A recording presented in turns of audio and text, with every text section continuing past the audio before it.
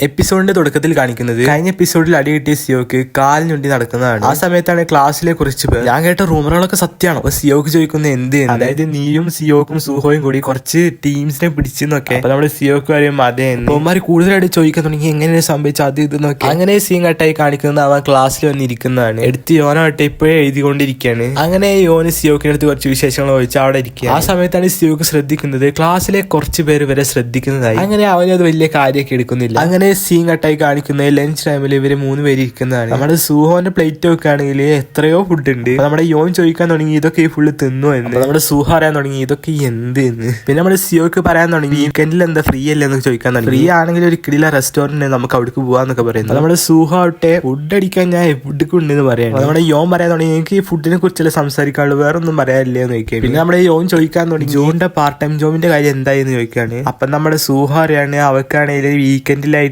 Interview ആരാളൊക്കെ ഉണ്ട് എന്ന്. നമ്മുടെ സിയോക്ക് ചോദിക്കാൻ തുടങ്ങി ആരാണ് ജൂൺ എന്ന്. അപ്പൊ സൂഹോ പറയാൻ തുടങ്ങി അന്ന് ഫൈറ്റ് ഉണ്ടാക്കിയപ്പോ അവിടെ കത്തിരുത്ത് കുറെ ഷോർക്കില്ലേ അവളെ തന്നെയാണ്. അപ്പൊ നമ്മുടെ സിയോക്ക് ചോദിക്കാണ് അവളെ നിനക്ക് ആദ്യമേ അറിയായിരുന്നു. അപ്പൊ യോൻ പറയാൻ തുടങ്ങിയ ഈ വീക്കെൻഡില് ഹോസ്പിറ്റലിൽ ഇവന്റെ കൂടെ കിടന്നിരുന്നു എന്നൊക്കെ പറയുന്നു. അങ്ങനെ സീൻ കട്ടായി കാണിക്കുന്ന സിയോക്കിനെയാണ്. അതായത് റെസ്റ്റോറന്റിൽ പോവാ എന്ന് പറയുന്ന ദിവസം ഇന്നാണ്. സിയോക്കാവട്ടെ കിട്ടിയ ഡ്രസ്സൊക്കെ ഇട്ടിട്ട് കുറച്ച് ക്യാഷ് എടുക്കുന്നുണ്ട്. അത് എവിടുന്ന ക്യാഷ് കിട്ടിയാരാണൊന്നും കാണിക്കുന്നില്ല. മിക്കവാറും കഴിഞ്ഞ എപ്പിസോഡിൽ വാച്ച് കൊടുത്ത പൈസ തിരിച്ചു കൊടുത്തിട്ടുണ്ടാവില്ല. ആ പൈസ ആയിരിക്കും ഇത് നമുക്ക് പ്രതീക്ഷിക്കാം. അങ്ങനെ അവൻ ഫോൺ എടുത്ത് ഇൻസ്റ്റാഗ്രാമിലോട്ട് കയറാണ്. അതിലാവട്ടെ സൂഹാന്റെ അക്കൗണ്ട് എടുത്ത് നോക്കുന്ന സമയത്ത് അവനായിട്ട് വെറും 5 ആൾക്കാരെ ഫോളോ ചെയ്തിട്ടുള്ളൂ. ആ 5 ആൾക്കാരെ ആരൊക്കെയെന്ന് എടുത്ത് നോക്കുന്ന സമയത്ത് അതിൽ സിയോക്ക് മാത്രമില്ല, അഥവാ സിയോക്കിനെ ഫോളോ ചെയ്തിട്ടില്ല എന്നർത്ഥം. അങ്ങനെ അതിലൊരു വേറൊരു ഗേളിന്റെ ഐഡിയ ആണ്. അതായത് നമ്മുടെ ജൂണിനെ ഇപ്പോഴത്തെ പരിചയപ്പെട്ടിട്ടുള്ളൂ, എന്നിട്ട് അവളെ വരെ ഫോളോ ചെയ്ത്, പക്ഷെ സിയോക്കിന് ഇതുവരെ ഫോളോ ചെയ്തിട്ടില്ല. അങ്ങനെ അക്കൗണ്ട് എടുത്ത് നോക്കുന്ന സമയത്ത് സൂഹോന്റെ കൂടെയുള്ള കുറെ ഫോട്ടോസ് ആണ്. ഇതൊക്കെ കണ്ടിട്ട് ഒന്നും ഉണ്ടാതെ അവിടെ നിൽക്കുകയാണ്. അങ്ങനെ പിന്നെ സീൻ കട്ടായി കാണിക്കുന്നത് യോനെയും യോന്റെ അമ്മേനെയാണ്. യോന്റെ അമ്മനെ കണ്ടാൽ തന്നെ അറിയാം വളരെ തിരക്ക് പിടിച്ച ഒരാളാണ്. അങ്ങനെ അവന്റെ അമ്മ ചോദിക്കാൻ തുടങ്ങി ഡാഡ് എന്താ കാട്ടുന്നത്. അപ്പൊ അവൻ പറയാൻ തുടങ്ങി അച്ഛൻ കുറച്ച് ദിവസമായിട്ട് ബിസിയാണ് എന്ന്. അപ്പൊ അവന്റെ അമ്മ ചോദിക്കാണ് അടുത്തായിട്ട് എന്താ ചെയ്യാൻ തീരുമാനിച്ചിരിക്കണെന്നൊക്കെ ചോദിക്കുന്നു. അപ്പൊ യോനാവട്ടെ ഒന്നുമില്ല എന്നേ പറയും. ഈ കാര്യങ്ങളൊക്കെ കുറച്ച് സമയം എടുത്ത് തീരുമാനിക്കാനായിട്ട് അവനോട് പറയുന്നുണ്ട്. അത് മാത്രമല്ല അവന്റെ അമ്മ പറയുന്നത് നിന്നെ കുറിച്ച് എനിക്കൊരു പേടിയില്ല, കാരണം വെച്ചാൽ നീ വളരെ റെസ്പോൺസിബിളും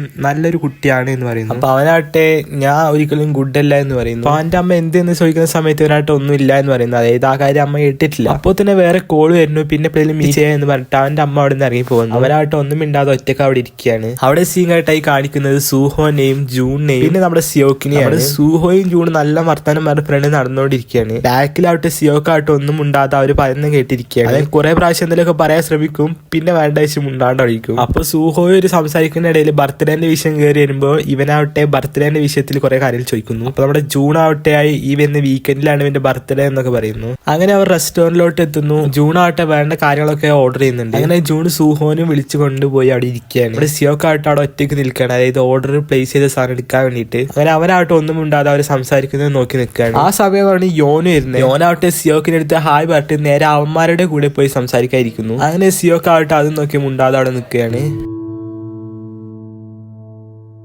ഹലോ ഗൈസ്,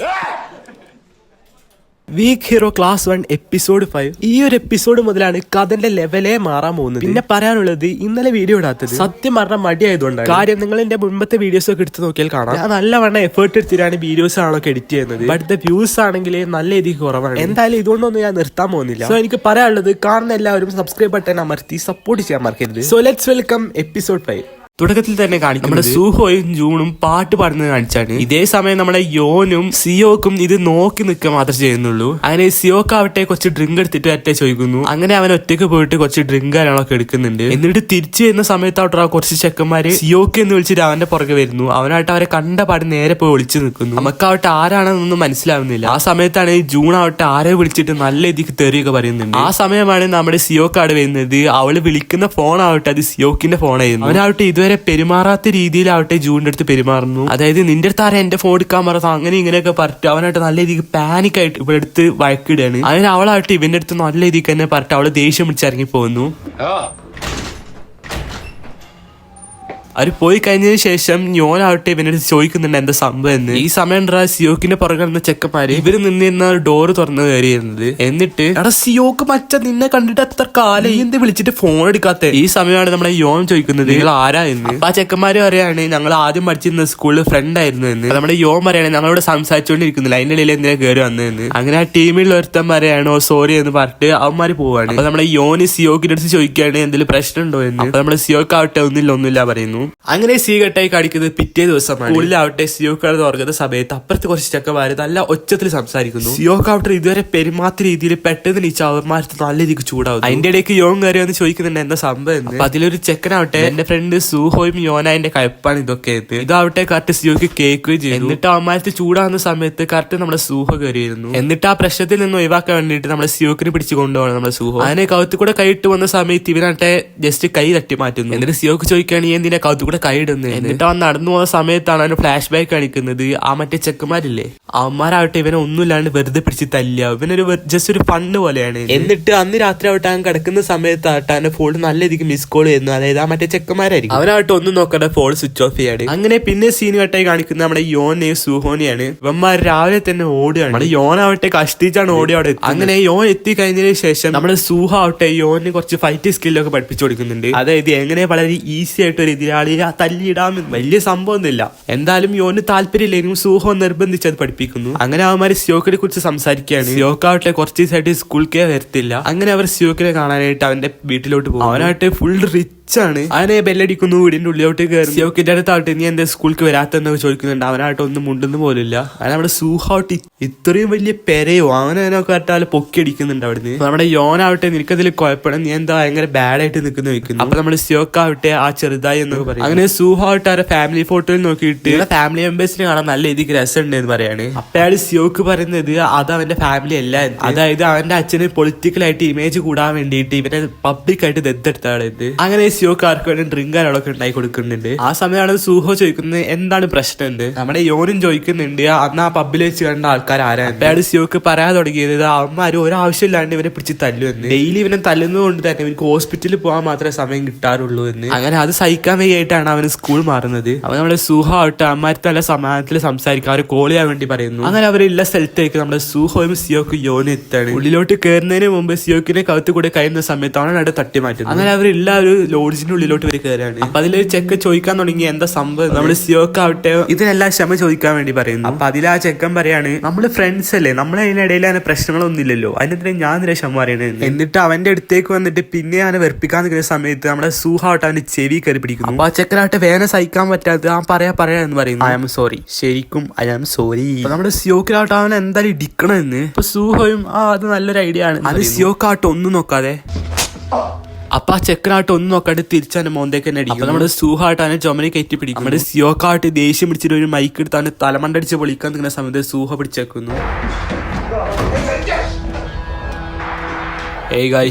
ഇനി അവന്റെ പേരിൽ ഒരു കോണ്ടാക്ട് ഉണ്ടായിരുന്നു. കൈയെടുത്ത് മാറ്റണം എന്നോടല്ലേ എന്നെ ഏത് കൈയൊക്കെ എന്ന് പറഞ്ഞു. നീ ആരെ എന്നോട് ഓർഡർ ചെയ്യാന് എന്റെ സ്ഥലം തല്ലണം വേണ്ടേ നീ എന്താ എന്നോട് ഓർഡർ ചെയ്യുന്നു. അപ്പൊ നമ്മുടെ സൂഹാവട്ടെ ഞാൻ ഇത്രയും സമയം ഞാൻ നിനക്ക് വേണ്ടിട്ട് സമയം കളയല്ലേ ചെയ്തത്. അതായത് നിന്നെ ഹെൽപ്പ് ചെയ്യാൻ വേണ്ടിയില്ലേ ഇത്രയും നേരം സമയം കളയും. നമ്മുടെ സിയോക്കാവട്ടെ നീ ചെയ്തു തന്ന സർവീസിന് ഞാൻ നിനക്ക് എത്ര പൈസയാണ് തരേണ്ടതെന്ന് ചോദിക്കും. ഇത് കേട്ട സൂഹോക്കാവട്ടെ നല്ലവണ്ണം ദേഷ്യം പിടിച്ച് അവനെ കോളറിൽ കയറി പിടിക്കാൻ ഇങ്ങനെ ഒരു വർത്താനം പറയരുത് എന്ന്. ഇത് കേട്ട സിയോക്കാവട്ടെ അവിടെ നിന്ന് ദേഷ്യം പിടിച്ച് അവിടെ യോനാവട്ടെ സിയോക്കിനെ വിളിക്കുന്നുണ്ട്. പക്ഷെ അവൻ വിളി കേൾക്കാണ്ട് ഇറങ്ങി പോകുന്നുണ്ട്. അങ്ങനെ സിയോക്ക് ആ സ്ട്രീറ്റിൽ ഒറ്റക്ക് നടന്നു പോകുന്ന സമയത്ത് തന്നെ കോളിലോട്ട് പിന്നെയും കോൾ വരികയാണ്. അഥവാ ചെക്കന്മാരായിട്ട് വെറി പിടിച്ചിട്ട് ഇവനെ തെരഞ്ഞിറങ്ങുക. സിയോക്ക് ഇവരെ പേടിച്ച് നടന്നു പോകുന്ന സമയത്ത് ഇട്ട് ഇവന്റെ ഫ്രണ്ടിലാവട്ടെ ക്ലാസ്സിലെ കുറച്ച് ചെക്കന്മാർ അഥവാ അതിലെ കുറച്ച് ചെക്കന്മാരുടെ ജിയോന്റെ ടീമും വേറെ കുറച്ച് ആൾക്കാർ കൂടി സിയോക്ക് നിന്റെ ഗ്ലാസ് അവിടെ പോയി. ഈ സമയമാണ് ആ മറ്റേ ചെക്കന്മാർ അവിടെ കയറി വരുന്നത്. അപ്പൊ നമ്മുടെ ക്ലാസ്സിലെ മറ്റേ ചെക്കന്മാരാവട്ടെ പറയുന്നുണ്ട് സിയോക്ക് മോനെ റിച്ച് കിഡാ മോനെ. ആ ചെക്കന്മാരാവട്ടെ നീ ഇങ്ങോട്ടും അവിടെ പരന്നാരി എന്ന് വിളിക്കുന്നു. അപ്പയായിട്ട് അവന്റെ ക്ലാസ്സിൽ ചെക്കന്മാരായിട്ട് അവിടെ എഴുന്നേറ്റ് നിന്നിട്ട് ഒരു പാഠം പഠിപ്പിക്കണല്ലോ എന്ന് പറയുന്നു. എന്നിട്ട് അമ്മമാരെ റാഗ് ചെയ്യാൻ പോകുന്നു. എന്നിട്ട് പോകുന്ന സമയത്ത് പറയുന്നുണ്ട് ഇതിനുള്ള പൈസ കുറച്ചുകൊണ്ട് തന്നാ മതി. ഈ കാര്യം ആരോട് പറഞ്ഞത് മനസ്സിലായി നമ്മുടെ സിയോ. എന്നിട്ട് അമ്മമാരെ കൊണ്ടുവന്ന ഒരു കാർ പാർക്കിംഗ് ഏരിയയിലോട്ടാണ്.